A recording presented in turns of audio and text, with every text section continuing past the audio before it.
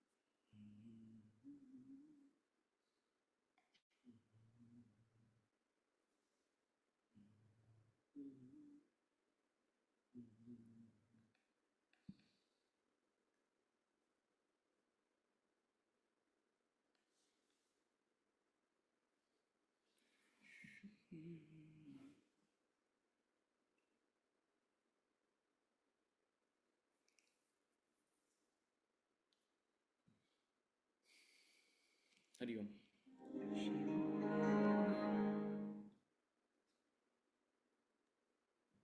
हरि ओम। हरि ओम।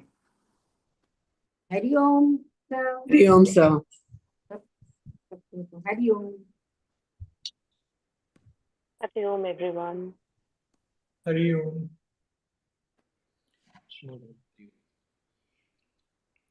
Rainy day है उत्सव यहाँ। हरि ओम। हरि ओम।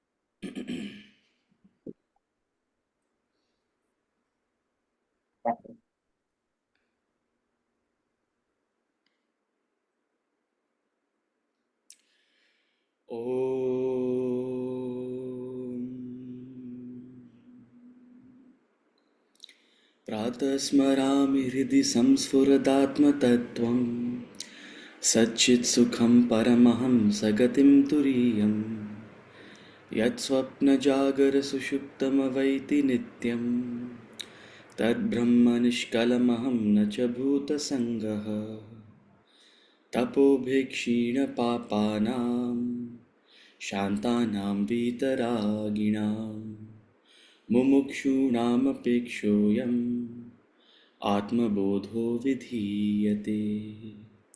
बोधोऽन्यसाधनेभ्यो हि साक्षान्मोक्षैकसाधनं पाकस्य वह्निवज्ञानं विना मोक्षो न सिद्ध्यति।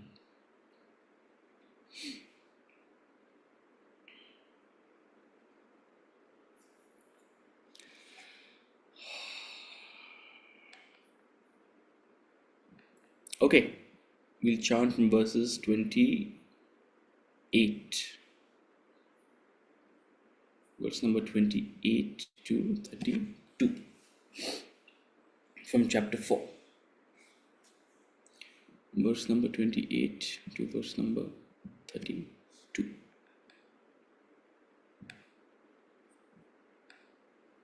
Share.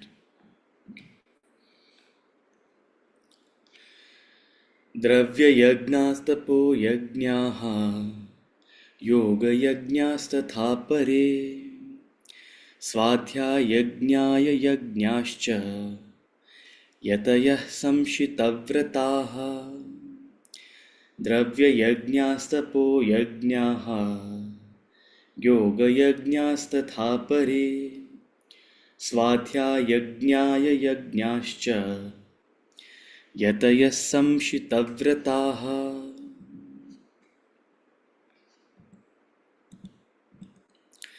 अपाने जुह्वति प्राणं प्राणे पानं तथा परे प्राणापानगतिरुद्ध्वा प्राणायामपरायणाः। अपाने जुह्वति प्राणं प्राणे पानं तथा परे प्राणापानगतिरुद्ध्वा प्राणायामपरायणाः अपरे नियताहाराः प्राणान् प्राणेषु जुह्वति सर्वेप्येते यज्ञविदः यज्ञक्षपितकल्मषाः अपरे नियताहाराः प्राणान् प्राणेषु जुह्वति सर्वेप्येते यज्ञविदः यज्ञक्षपितकल्मषाः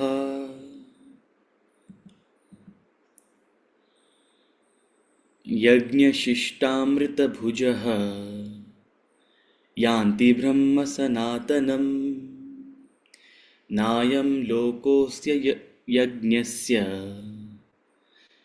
कुतोऽन्यः कुरु सत्तमा यज्ञशिष्टामृतभुजः यान्ति ब्रह्म सनातनम् नायं लोकोऽस्य यज्ञस्य कुतोऽन्यः कुरु सत्तमा एवं बहुविधा यज्ञाः वितता ब्रह्मणो मुखे कर्मजान् विद्धि तान् सर्वान् एवं ज्ञात्वा विमुक्ष्यसे एवं बहुविधा यज्ञाः वितता ब्रह्मणो मुखे कर्मजान् विद्धि तान् सर्वान् एवं ज्ञात्वा विमुक्ष्यसे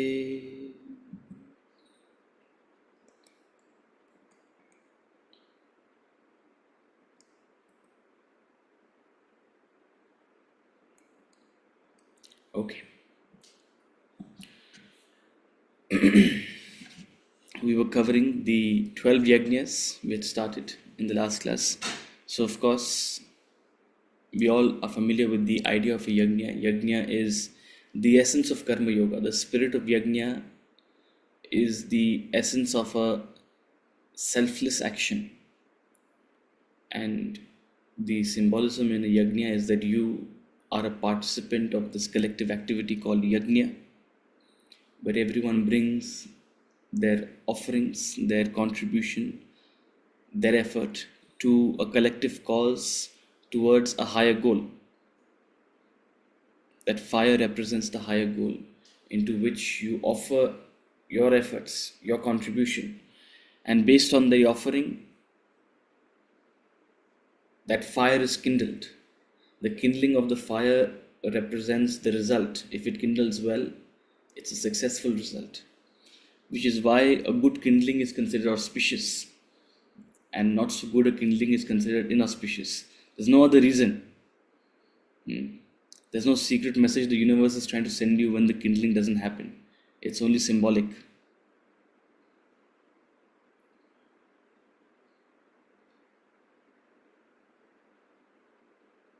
And as your efforts, so the result will be. You offer wonderful flowers and scents into the offering, and the fire will have a certain kind of kindling. It will have a certain kind of aroma, right? When you offer ghee into the oven, there's a certain kind of aroma. If you burn tires, there's a certain kind of aroma. If you burn a certain kind of waste, there's a certain kind of aroma. So as your effort, if you pour good actions, good intentions, if you pour positive efforts into a yajna, there will be a positive result. If you offer impure efforts, if you pour selfish action, if you pour egoism into a yajna, the result will be stale and full of stench. So we need to bring this yajna closer to home. We need to bring this yajna. Everything is a yajna around us. Our family, our household is a yajna. Our workplace is a yajna. And everybody's putting in their efforts. When everybody plays their role beautifully in a family and there is wisdom prevailing, then the kindling is one of peace and harmony. But when everyone functions according to their own convenience and benefit and selfish interest, then there's discord, disharmony. The yajna is the yajna. The Havan Kunda, the field of activity, is your household. So as you're offering, so the kindling. There are innumerable yajnas happening all around you. Every moment is a yajna. And they've taken this concept of yajna into every single activity in life, starting with your very intention. And the three things to keep in mind in a yajna is the offering called the ahuti, the fire that represents the goal, and the kindling that represents the result of that offering. So he started with the very first thing, which is your intention. So some people offer with the very intention of a material goal or a limited goal, whereas those on the established on the spiritual journey work towards the ultimate goal. And that was verse number 25, right? The limited ideal and the absolute ideal. Some yogis perform sacrifice to the gods. They function in a spirit of unselfishness towards limited goals in the world. No doubt, making the world a better place. That's what makes you a yogi as opposed to a bhogi. Whereas others push further into the realm of selflessness. They go into performing selfless action towards the absolute goal of enlightenment, wherein their offering, they offer sacrifice itself. They perform yajna by offering the yajna itself, means that concept of I am doing this yajna, I am doing this action. They offer their doership itself into the ultimate fire, the fire of Brahman, the ultimate goal. And verily, they achieve Brahman. But having pitched up an ideal, be it a limited or an absolute ideal, the very first thing that happens in an action is perception. So the yajna of perception, that's what we started with.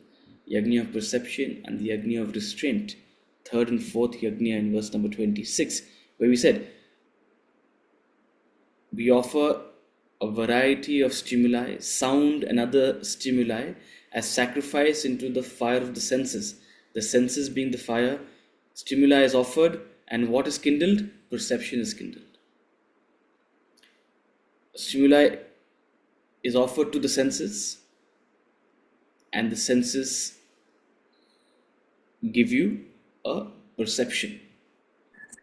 Sir, I did not understand this. So if I smell a flower, a stimuli will happen. I'll get a smell through my nose.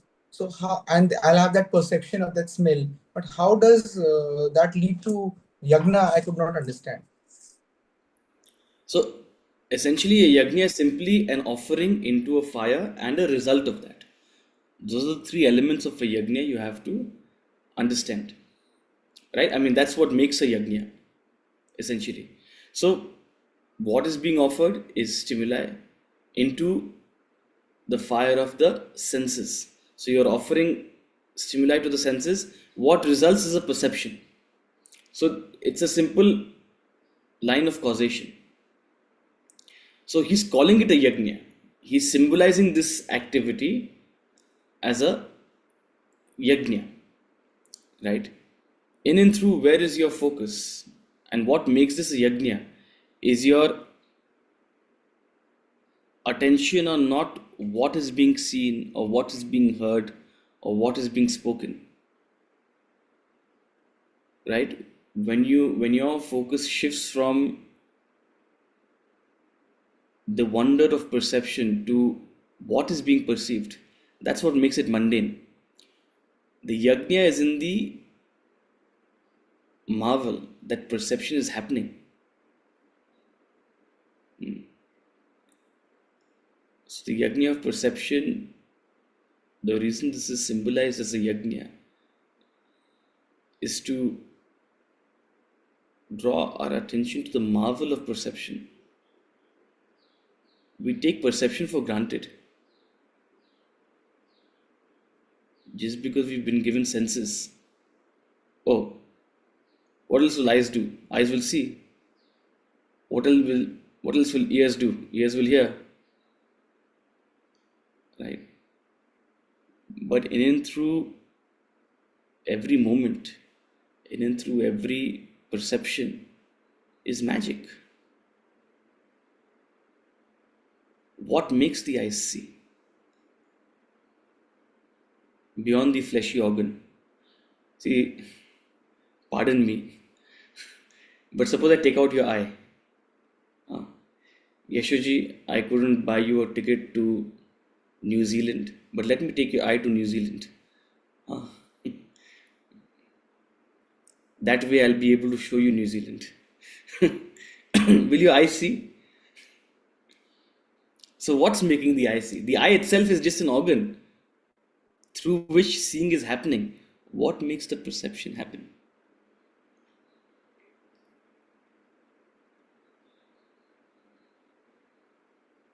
What makes the ear hear?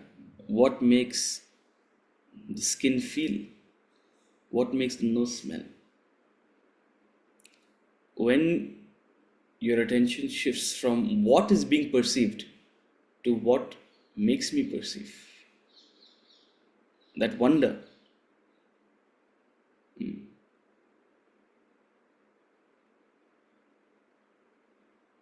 at every moment, this magic is happening.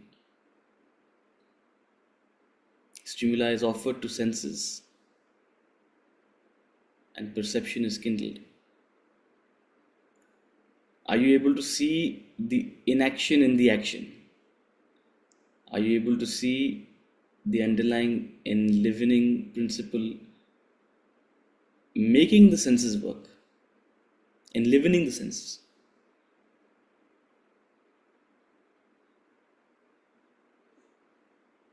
So he's only divinizing an otherwise mundane experience which we take for granted.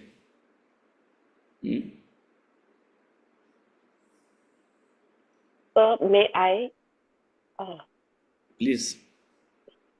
So if I've understood it correctly, the intellect also has a role to play here when we understand this thing by the perception of just the sense organs.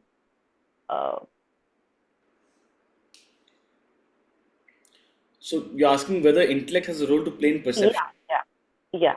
No, intellect has a role in comprehending the perception, Okay. giving it an explanation, in perhaps understanding the nuances of what is being perceived, Right.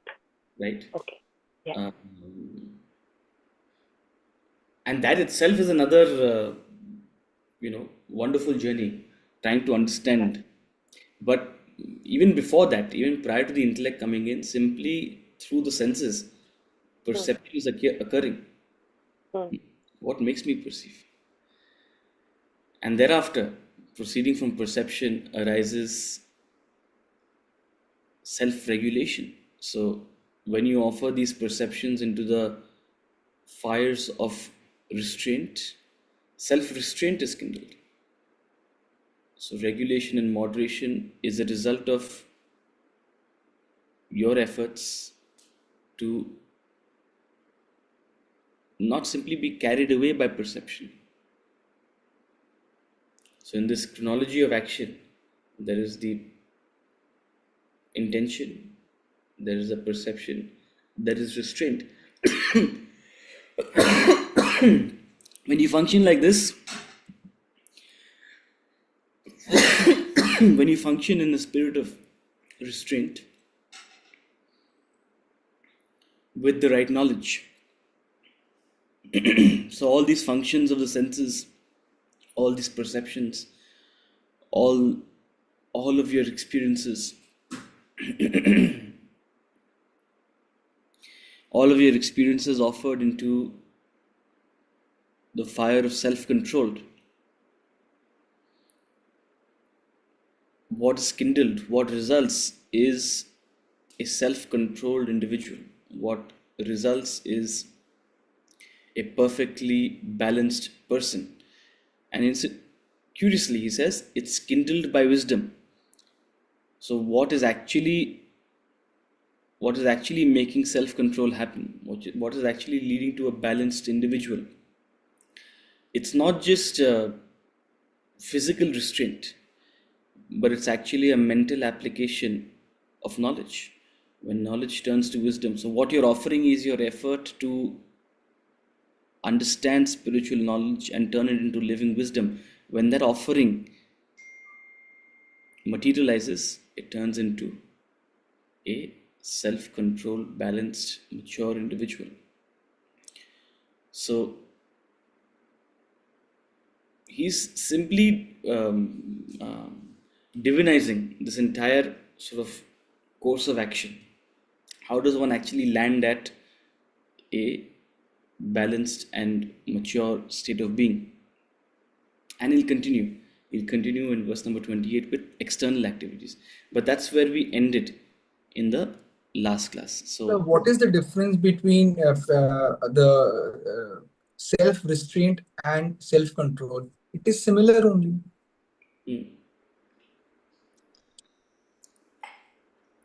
so incidentally, he talks a lot about it in the commentary.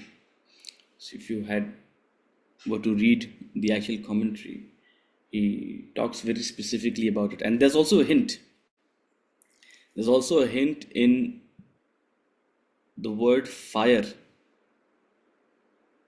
Atma Samyama Yog Agnav. The fire, Agnav, is a singular. The fire of Atma Samyama, the fire of self control, the fire of the yoga of self control. It's a singular fire. Whereas out here he uses a plural, Agnishu, Indriyagnishu, the fires of the senses, Samyamagnishu, the fires of restraint. He uses a plural, the fires of restraint. So each sense, for each sense, there is a fire of restraint. Multiple senses, there's a fires of restraint. Anyway, that's a very subtle difference which he explains in the commentary as to how that is indicative of the difference between restraint and control. But the short answer to your question is restraint is where you offer or you apply an effort. Restraint is at the beginning of your journey where that control is not automatic. You have to limit yourself, you have to withdraw yourself, you have to control the kind of environment you're in. You have to almost disallow yourself certain things. So for a brahmachari, restraint is applicable. Because if you are not restrained, you will be completely consumed. You will have no time and energy. I mean, all your time and energy will be wasted in pointless things.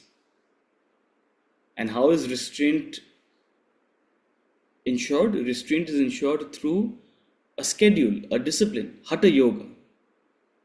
Right? You give a child a certain routine to follow.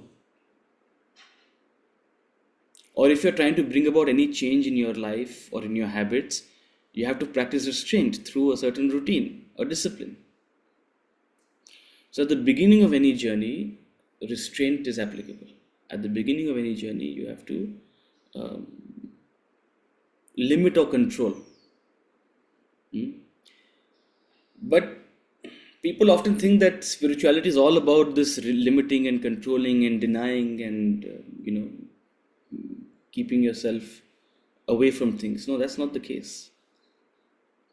This restraint is only applicable in the start of the journey for you to make time for yourself to gain knowledge, for you to conserve your energy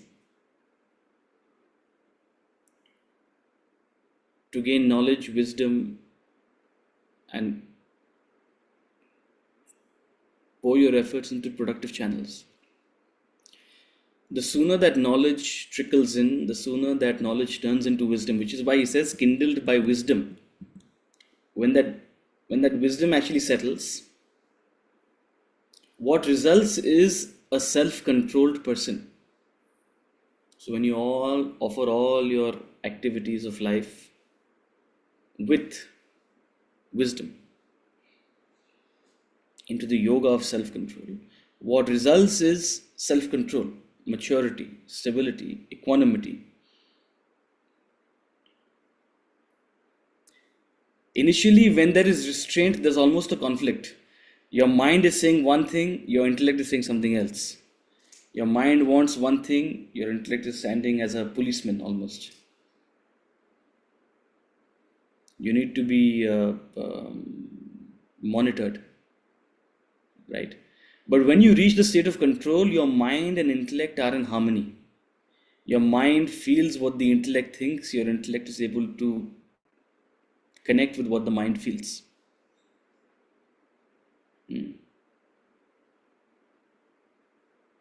After that, you don't have to run away from anything. You don't have to restrain from anything. That restraint is automatic. It's control.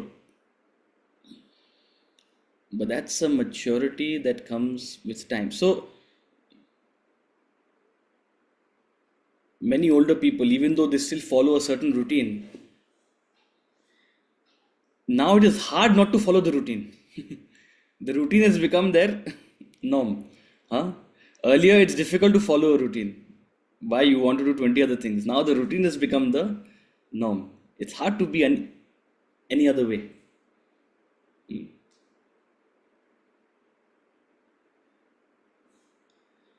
If you tell a spiritually mature person, hey, be jealous, man. They have so much more money than you. A spiritually mature person will not be able to be jealous. Why? Because that level of maturity and control of not wanting another's wealth is automatic. Right? They don't have to restrain themselves from feeling jealousy. They're controlled. You can't easily trigger a spiritually mature person. They're sorted in that sense. That's control. Restraint is where you have to practice in the beginning. You have to control. You have to almost moderate, regulate, and to some extent deny. But only to preserve your energy. Otherwise, there's no end to indulgence. Indulgence is going to totally consume you, right? So your regulation, moderation becomes natural. Yes, you become regulated.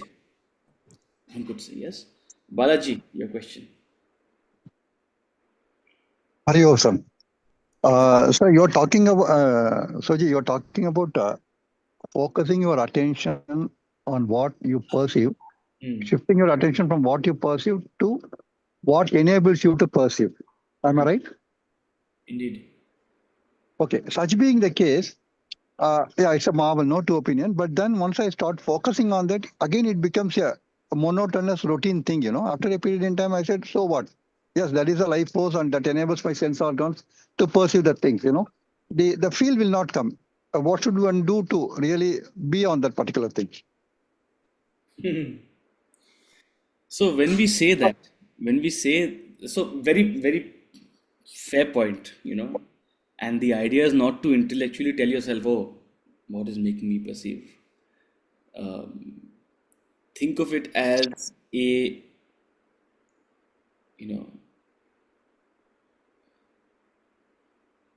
your natural tendency is to get involved in perception.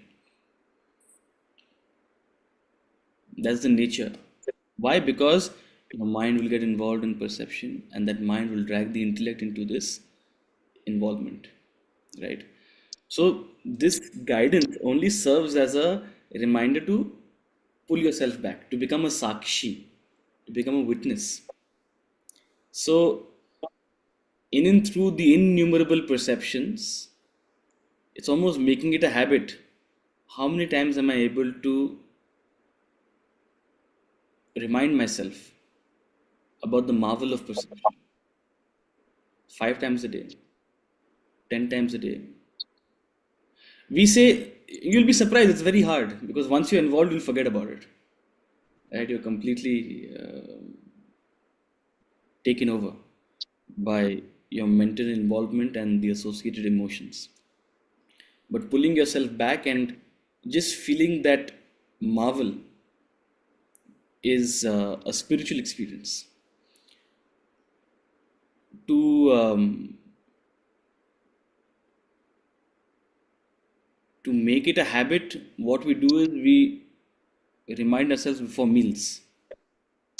We chant number 24, as I said, before meals. That's a reminder.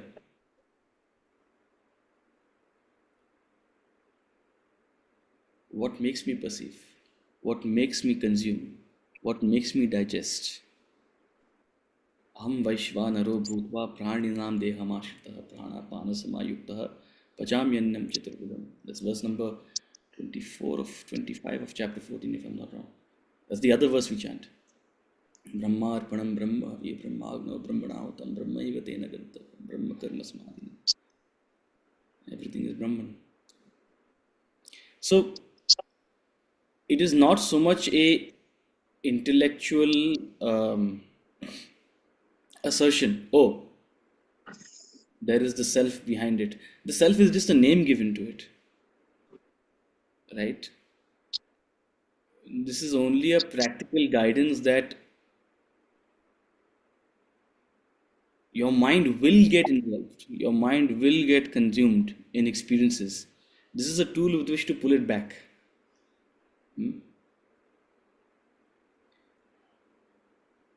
So when put into practice, you'll realize it's not monotonous. When put into practice, it's not something that is, in fact, especially when you are able to pull yourself back from involvement, that's when you'll see the effectiveness of this tool. Right? You'll be completely light. Does that make sense? Yeah, but can I add to that? Is it that it's also an intellectual understanding with the feel? Am I right in that? See, of course, it starts with an intellectual understanding. We are all trying to understand these concepts intellectually to give us some amount of depth. But what's more, as I keep saying, it's not an answer, right? These intellectual concepts are not an answer, and the answers are not important. What's more important is that sense of mystery. What's more important is that sense of marvel. What's more important is that spirit of surrender. I don't know how this is working. I don't know how this perception is happening. I have no conception of that power with which my eyes are able to see. So what's more important than the intellectual understanding of, oh, there's a power behind the eyes that is making me see, is that sense of complete incapacity to explain how it is happening. See, day before yesterday was, what was day before yesterday? All over India, people were going mad. What was day before yesterday? People are not leaving their houses. People are not doing certain things from certain time of the evening. Lunar eclipse. Lunar eclipse. Chandragrahan, moon eclipse. Loony eclipse. It makes us all loony. Loony, yeah. See, it's so easy to develop funny beliefs about something because it's difficult to actually understand or appreciate the marvel behind something. Okay, and I'm going to put it out there because I don't know. I don't know what actually happens. Okay, I don't know the effect of these celestial bodies on me, but I certainly can't bring myself to believe that I shouldn't drink water during this time. I shouldn't do. Who made up these things? And what is the authority of these things? Anyway, people will do all sorts of funny things, and people will want to believe all sorts of funny things. But I use that opportunity of a lunar eclipse to understand what exactly is this, incredible thing of, the moon and the earth and the sun and all these things. Now, of course, we are taught a little bit of geography that the moon is revolving around the sun. The moon is revolving around the earth and the earth is revolving around the sun. Right? That's what we're made to believe. But it's actually not so simple. Hmm? The moon is revolving around the earth, but both of them are actually revolving around the sun. The moon is also revolving around the sun.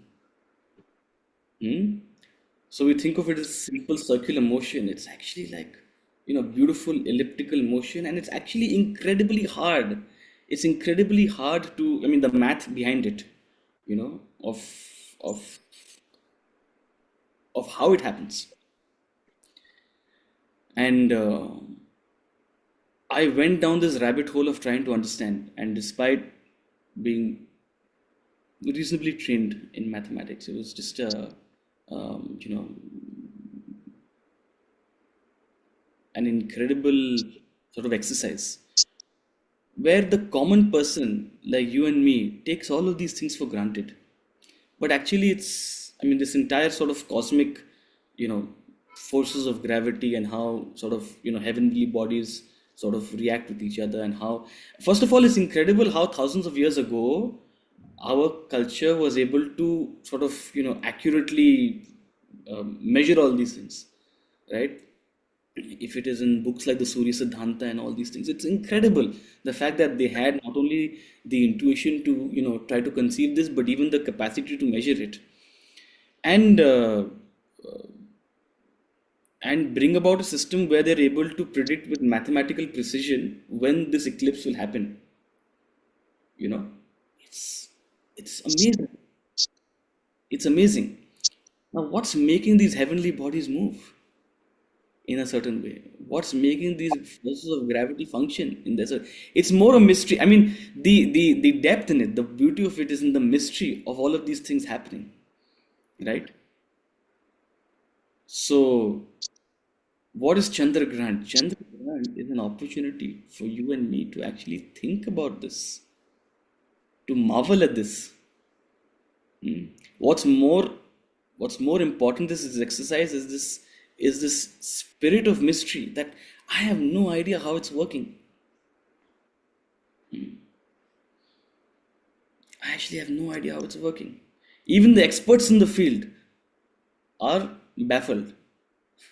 Forget you and me, right? So, coming back to your question, what's more important than intellectually sort of declaring, oh, there is a self that is enlivening the senses to perceive, is the marvel that I have no idea how this perception is actually happening. Sure, I've given it a name, I've called it the self or the Atman or God or whatever, but this experience which I take so for granted,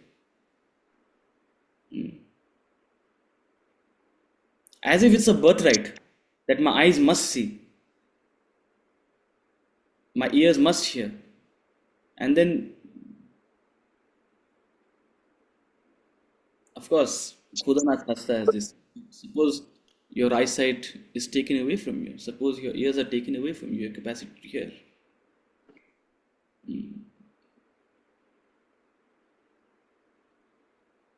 You'll be emotionally distraught. Most people will be emotionally distraught if that happens. But step back and think. It's not just a thing to be taken for granted. What is it that's making it happen?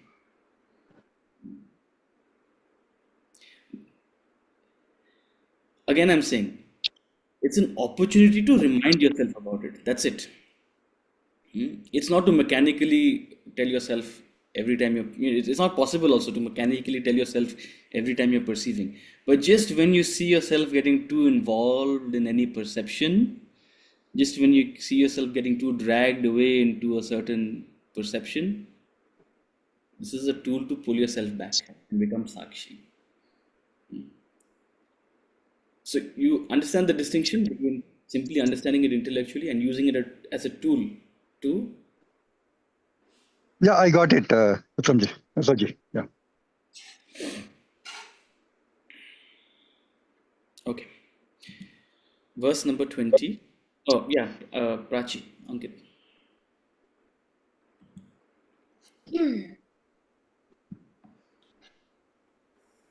So in the 25th verse, you spoke about the capacity to sacrifice as having a sense of non-doership or a sakshi attitude. But don't we need this sort of attitude even when pursuing limited ideals in a spirit of yagna? You know? Yeah. No, you're absolutely right in the sense that, see, that's what turns a limited ideal into an absolute ideal. Ultimately, when you lose that entire sense of kartritva, then your action is perfect. And it's worth asking, what does it mean to lose kartritva, right? One thing is to as I said in the beginning, it is it is a mechanical application, that reminder. When you are completely immersed in the practice, it becomes a second nature. You don't think about yourself, right? So when you're advanced spiritually, it's second nature to not think about yourself. It's your nature to not think about yourself, right? That's the hallmark of a spiritually mature person. In the beginning, it's almost something that you have to practice. Oh, I must work in a spirit of collaboration. I must work in the wheel, right? So over a period of time, as you progress in this journey of yajna, naturally you start with the limited ideal, and it grows into sort of, as you unfold more layers of your spiritual sort of experience, naturally you'll come to appreciate the absolute ideal, right? And that will manifest as your capacity to have no kartritva. So we are only making that distinction to sort of highlight what comes in the beginning, perhaps, and what eventually sort of, you know, because your goals, your ideals are not constant. As you grow as a person, sort of you reevaluate, right? What am I doing this for? What's my purpose? I'm not saying you evaluate every morning, but there are stages where you realize, okay, Yeah. what's this chapter, right? So naturally, as you reevaluate and as you grow, your limited goal turns into more and more sort of absolute, right? Okay. Verse number 20. Balaji, you still have a question? No, sir. No, Ji. Verse number 28. द्रव्ययज्ञास्तपो यज्ञाः योगयज्ञास्तथा परे स्वाध्यायज्ञानयज्ञाश्च यतयः संशितव्रताः द्रव्ययज्ञास्तपो यज्ञाः योगयज्ञास्तथा परे स्वाध्यायज्ञाय यज्ञाश्च यतयः संशितव्रताः. Yet others again offer wealth as sacrifice, austerity as sacrifice, yoga as sacrifice, and ascetics of rigid vows offer study and wisdom as sacrifice. So, in terms of how so far we were talking about the inner yajna, the yajna that happens within you as you receive stimuli and you react to them internally. So you can either react impulsively, you can react indulgently, or you can react with restraint, ultimately react with a sense of control and maturity, right? So if you aware yourself of this inner yajna, You'll become a restrained and mature person. If you're not aware of this inner yajna, you'll be indulgent and completely, consumed by perceptions and experiences, right? Your mind will be dragged helplessly into indulgences. So far we were talking about how to convert receipt and reaction into worship. When you have this attitude of yajna in your receipt of stimuli and your inner reaction, this is worship, right? Worship is not just when you stand in front of a deity, in front of a murti, and pray for something or ask for something. Of course, that is part of it. But how to turn every single receipt and reaction into worship? These verses are an indication of that. When your focus is on what makes me perceive rather than what I perceive, that's the highest worship. You're reminding yourself of God. Of course, it is a Nirguna Brahman. It is a formless and without qualities in that sense. So that's why it's difficult to do, which is why not every Tom, Dick, and Harry is able to do this. But the fact that you and I have taken the time to understand this and study this, you're being given a subtler form of worship, right? That's turning your very inner perception and inner reaction into a worship. Now we talk about response into the world. We put out a variety of responses into the world, and they too are an expression of our worship. So what are we offering? He says, yet others again offer wealth as sacrifice, austerity as sacrifice, yoga as sacrifice, and ascetics of rigid vows, samshitavrataha, yataya samshitavrataha, ascetics of rigid vows offer study and wisdom as sacrifice. So when it comes to outer activity, there are a variety of actions we perform, and they all can be seen from the lens of a yajna. First of all is dravya yajna, that is the sacrifice of wealth, offering your wealth in the service of another. What you and I generally call a donation. Helpage India, corporate social responsibility, 2% of your PBT, no? Profit before tax. 2% of PBT has to be given as CSR. Dravya Yajna, offering your wealth as sacrifice. Because nobody was offering, in this grand, beautiful country, nobody was offering their wealth as sacrifice. That's why government had to bring in CSR.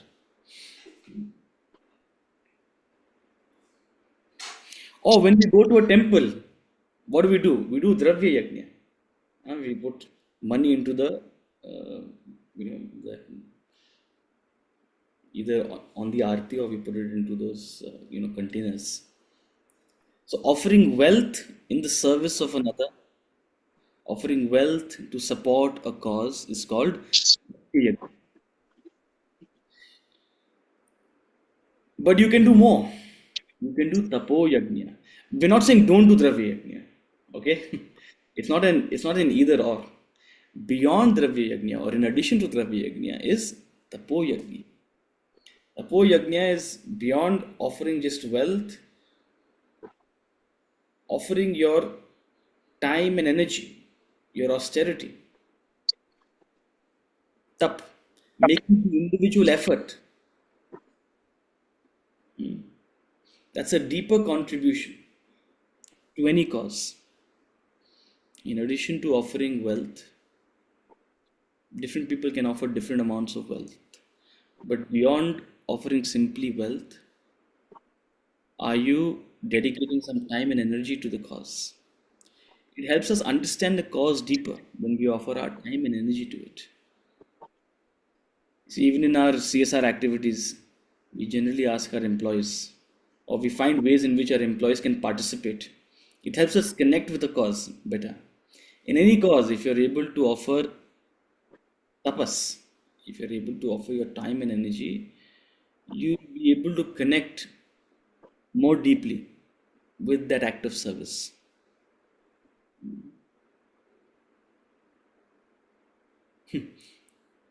Swamiji used to give the example of, suppose your friend is having a party. Dravya Yajna is saying, listen, I'll bring the starters, and then you have your cook at home make the starter and take it with you. That's Dravya Yajna. That's contribution of a material good. Tapo Yajna is going to your friend's house and saying, listen, let me cook with you. Now you understand. Isn't it a deeper experience? Aren't you more connected to that experience? Instead of offering just simply some, when we come to the ashram, every student lives like a student. Every guest lives like a student. And so every student will do karma.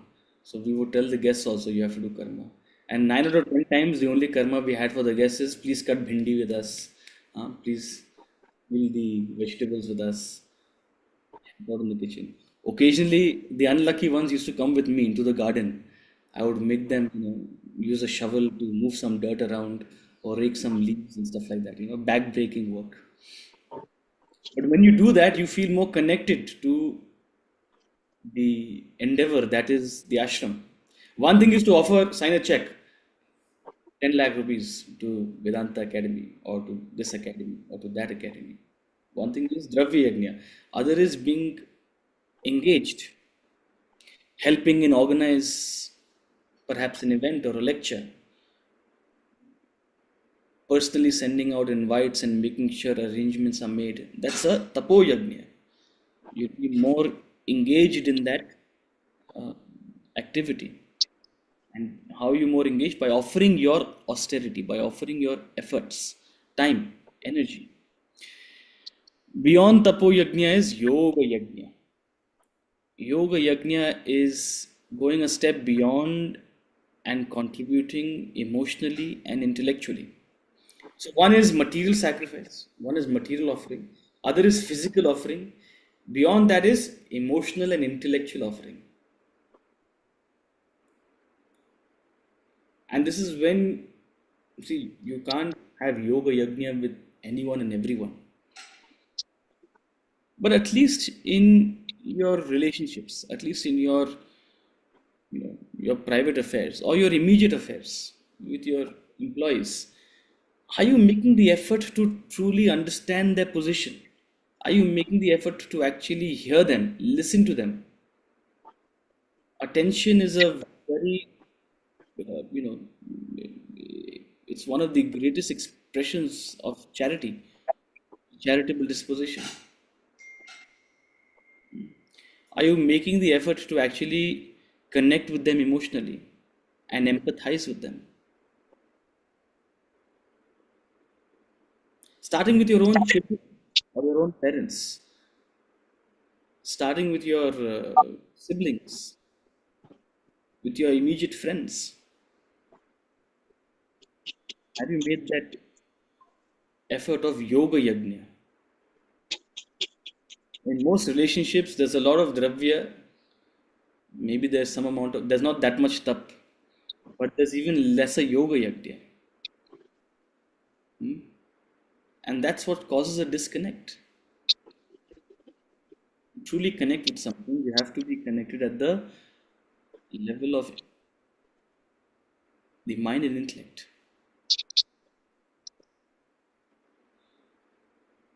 And that actually requires a lot of your energy. It might even affect you in that sense, right? It saps a lot of energy out of you. And which is why it is much more demanding. Dravya Yajna. So, Yoga Yajna is offering your emotions and your wisdom as service. You try to empathize and connect, and then having empathize and connect, you try to offer your best understanding. Most of us try to offer our opinions without listening. That's not Yoga Yajna. मुझे तो लगता है ये करना चाहिए, ऐसे करना चाहिए. You haven't heard the other person's side of the story. You haven't understood their perspective. You haven't understood their circumstances. You haven't connected with them in their challenges. You're just passing your opinion. The easiest thing is to pass your opinion on what some of these should not do. That's not yoga yet. That's not using, offering your service. Offering the service with the intellect comes after connecting with them emotionally, understanding their perspective, seeing their position, putting yourself into their shoes, and then trying to see, guide them appropriately on what will be best for them. That is yoga yajna. Rarely does a person do that. Our society is filled with people who's happy to give others lectures without putting oneself into their shoes, without understanding their actual circumstance. And that's why we are put off by others. Yeah. Why? Because you're not actually listening. Now, I'm not saying you have to do this with everyone. Sometimes, we used to think about Swamiji, right? Day in, day out, people are coming to him, meeting him. His schedule is blocked, choco block. Everybody's coming and pouring in their emotions and sharing, their doubts and indecisions and their crises in life. So much of yoga yajna is happening. You just wonder how much that might sap the energy out of him. And that's what makes a guru. That's what makes a swami a swami. Their ability to do that day in, day out with multiple people. And requires a great amount of objectivity. Right? One person being affected, if you are attached to them, you will also be affected. You will be as much incapacitated as they are. Then you won't be able to do yajna. You won't be able to contribute. You will just drown with them. If you want to do yajna, if you want to actually offer some, if you actually want to empathize and help them out of a situation, you have to be objective. You have to be detached. And that comes to the fourth level of sacrifice, the offer of study and wisdom. If you want to do yoga yajna, it's not so simple. To do yoga yajna, you'll have to do a deeper yajna, which is the yajna of study and wisdom. Swa adhyaya jnana yajna. Developing yourself, gaining this knowledge to build your own constitution is actually the greatest act of service you're doing to society. When you're gaining this knowledge, you're not just gaining it for yourself. You'll become a lighthouse for others. It's not a selfish thing. Yes, you may have to make a lot of sacrifices to study this. It'll take a lot of your time, your attention. You may even have to be away from home for a certain amount of time. But you're actually building yourself, and that better version of you will be of far better service to society than what you are currently. So the offer of Swa Adhyaya Jnana Yajna, the offer of your own study and wisdom, which you have to gain through your own efforts, it won't come easily, is actually the greatest form of service. Studying this knowledge, making the effort, lifting yourself, first sorting yourself out is actually the biggest form of service. Because if you're not sorted, if you're not balanced, if you're not in a position of strength, if you're not a stable person, how will you help another person? They are losing their heads in a situation. You'll only add to the confusion. Stress हो रहा है. You'll add to their stress. Oh my God, क्या करेंगे? Now it's two people stressing out. You're not going to be able to help. If you can keep your heads when all about you are losing theirs and blaming it on you, if you can trust yourself when all may doubt you and make allowance for their doubting too, if you can wait and not be tired of waiting or being lied about, not dealing lies,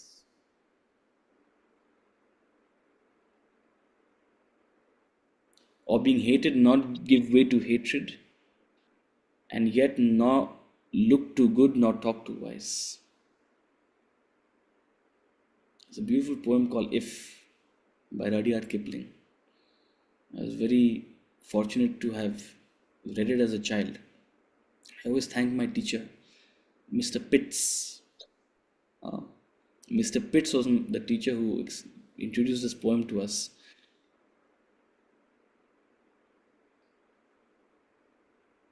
Do read it. But it starts beautifully. If you can keep your head when all about you are losing theirs, how will you keep your head when all about you are losing theirs? When everyone around you is losing their head, how will you keep your head? Only if you are solid, if you're stable. And how will you be stable? If you have wisdom. How will you have wisdom? Only if you have put the effort to actually cultivate it. Invest it in yourself. It's the highest sacrifice. Your spiritual development, your self development is not a selfish thing. You must prioritize it above others, above all else. Others' emotions and others' feelings, of course, no doubt, one must care for them. But don't hold water when it comes to, if it comes in the way of your own self development.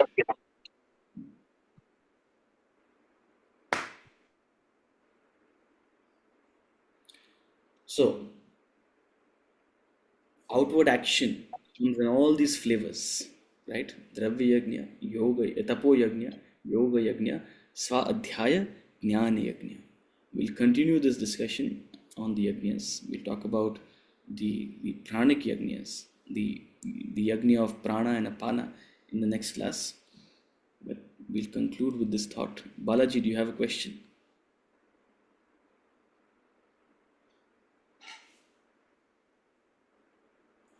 There are two things, Uttavji, which I read recently from the Shankaracharya of Kanchi. He says knowledge, what knowledge does to one's problem. He said it's like a well. When you take the water from a bucket in the well, when the bucket goes inside the water, the weight becomes less. So he says the knowledge is what will make you all your burden less. Number one, and number two, in other area, he has tell if you are a knowledgeable person, all your problems are like your heart to your head. You will never feel the weight of it. I just thought I'll share it. Thank you. Yeah. Yes, you become lighter. And your capacity to, you'll be surprised at your capacity to deal with challenges. Just like, when you train your muscles, you surprise yourself at your capacity to lift weights, right? You're able to lift more and more weights effortlessly, more and more effortlessly. So it's like training a muscle, right? You're training your inner personality to deal with challenges, deal with the weights of the world, in that sense. Yes, Rashmiji. Sorry, sir, for joining late. So there was this, in this verse 26, there was this sentence, therefore your perception must end with perception. And then it was explained, mere perception will not produce further mental reactions, it will not. So it is very similar to perception of, like you said, perception after self-restraint will lead to worship. Is it the similar thing?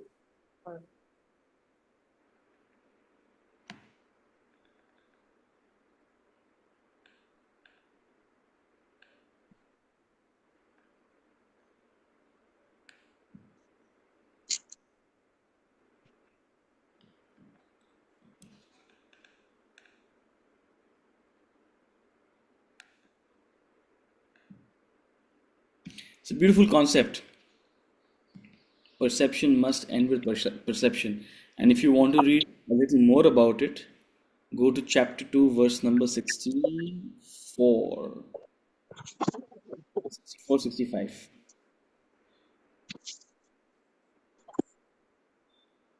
Chapter 2, verse number 64, 65, where he talks about self-restraint, where he talks about ending perception. But again, coming back, yes, this is how you turn restraint into worship. How restraint is an act of worship. How is it?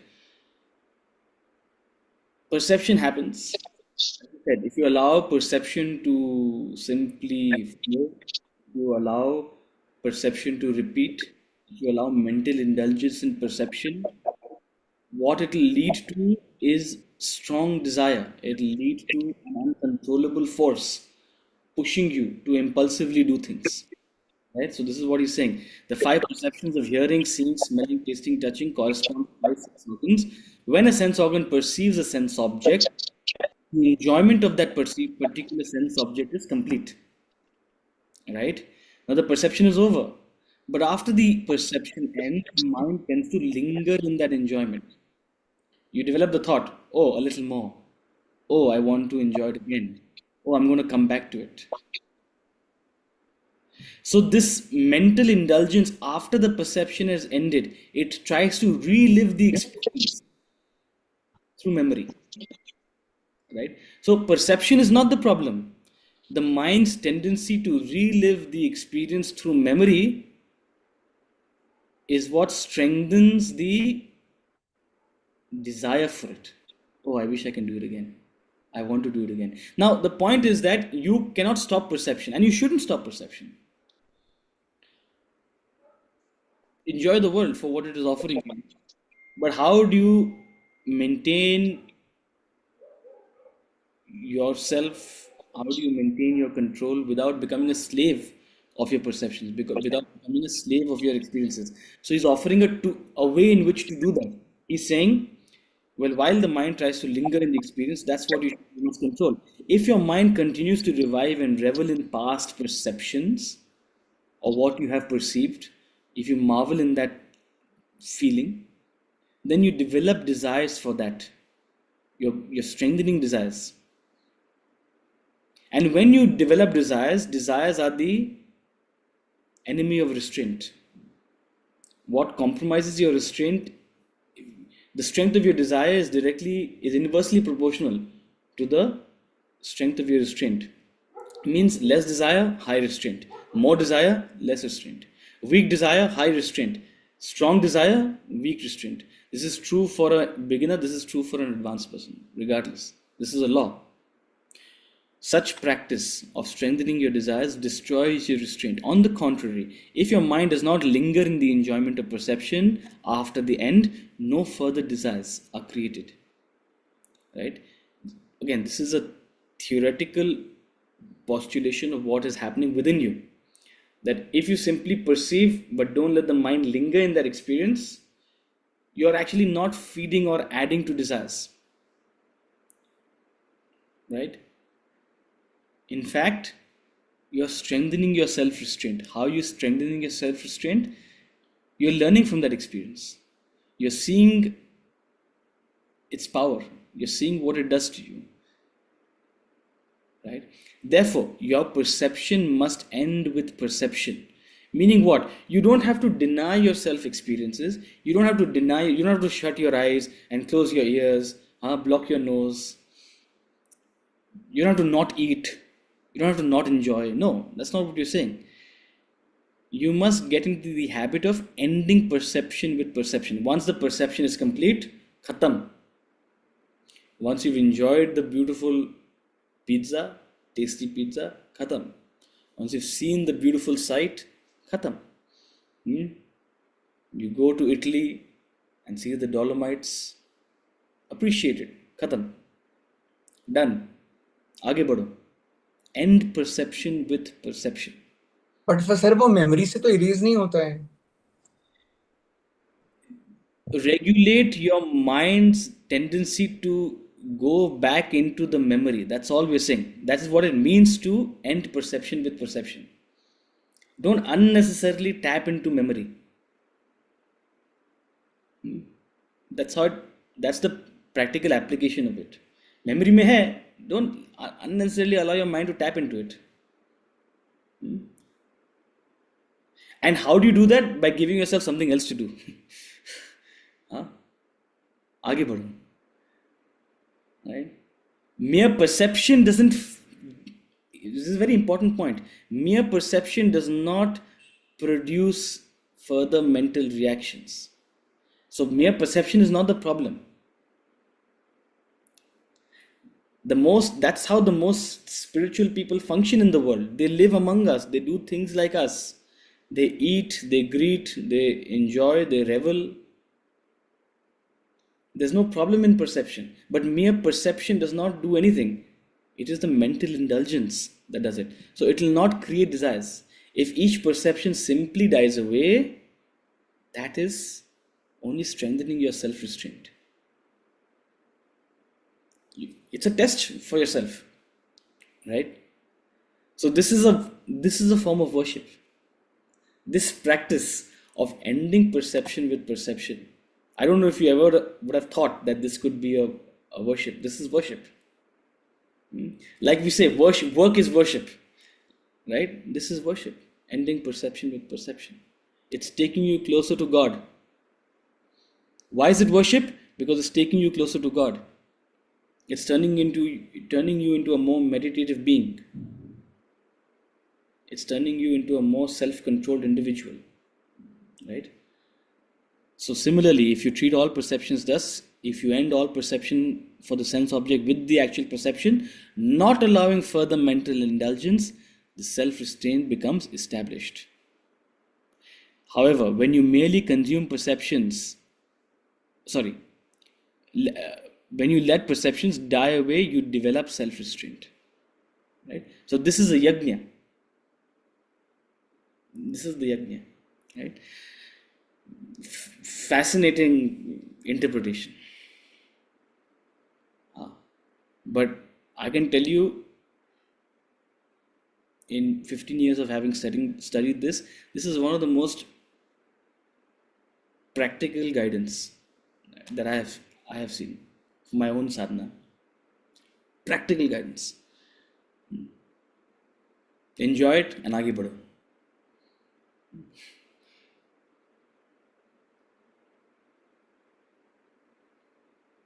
Omji, good to see you after so long.